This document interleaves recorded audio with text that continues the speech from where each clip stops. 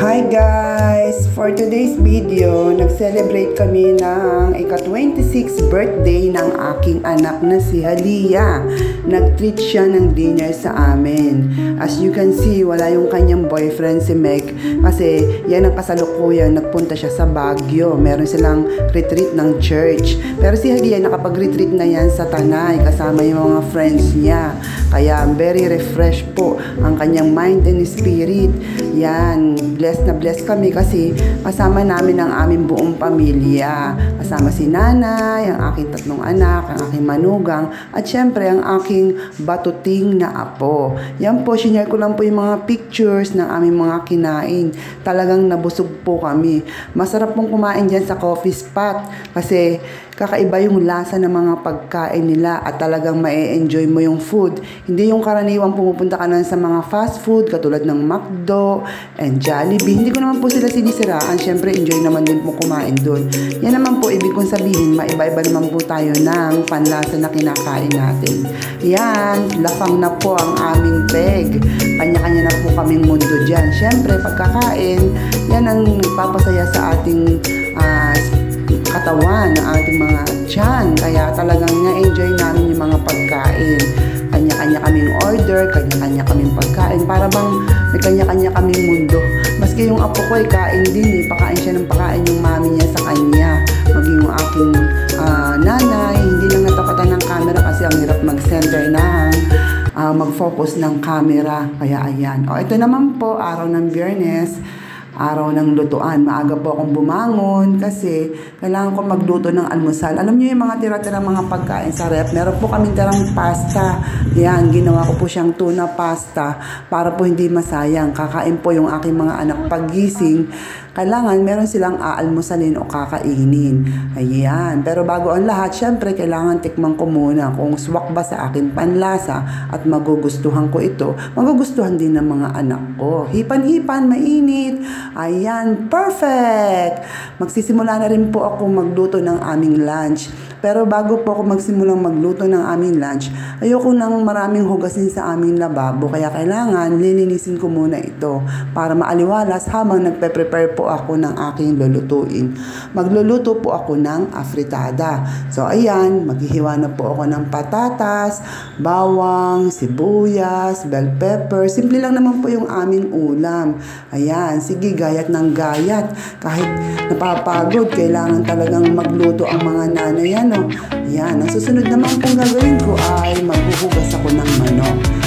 Yung pong patatas, pinababad ko muna po yun sa tubig para hindi po nangingitim agad pag hindi agad lulutuin.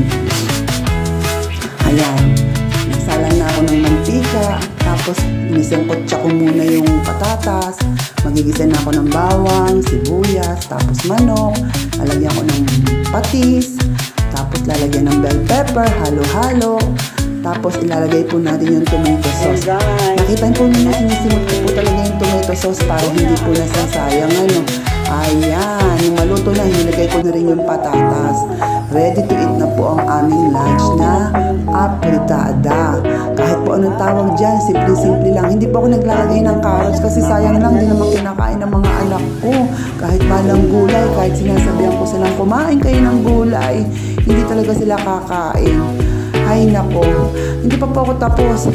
Pagkain lang po ng mga bata yan, ang matanda wala pang kakainin. So, nag-isa po ako ng munggo. Wala po masyadong sahog, chicharong baboy lang, simple-simple. At syempre, pag ako nagluto ng munggo, hindi mawawala ang aking favorite na gulay ng malunggay. Kahit saan po yan, hinahanap ko. And yung mabuti pong kapitbahay na nagbigay sa akin at nakapitas ulit ako ng malunggay. Kaya, healthy food. Si nanay kasi hindi pwede ng mga karne-karne. Paminsan, kumakain po siya ng manok. Pero, kailangan po talaga merong isda at gulay akong pinaprepare sa kanya. Maski rin po sa akin, mas gusto ko talaga ang isda at gulay. Paminsan-minsan lang po yung mga karne kasi mas healthy naman po talaga. At ayan, nagprito rin po ako ng galunggong para may kamatch o kapartner yung aming gulay na munggo. Yan. I-share ko rin po. Ulam ng tao, isang munggo. Yan. Tapos naglalaga rin po ako ng manok, walang halong asin at preservative. Ulam ng aso. Yan. At yan po yung niluto kong apritadang manok. Ready ready na po yung aming lunch. Yung mga kakain na lang ang waiting. Ay, naku, sa sarap ng buhay. Ayan, bago po ako kumain, nabakal pa. Gusto ko munang malinis yung mga pinagamitan ko bago ako magsimula. Kaya dapat malinis ang kitchen. Ano daw yung pinakain mo? Pakita mo. Ano daw yan? Beans, favorite niya. Pang-aming ulam. Kain na tayo. Salamat sa iyo. At ito ang rice. Very good. Pray na po kami. Kain na tayo. Tutok na natin. Gulay. Dala may gulay. Mabon? Thank you for watching. Very good pala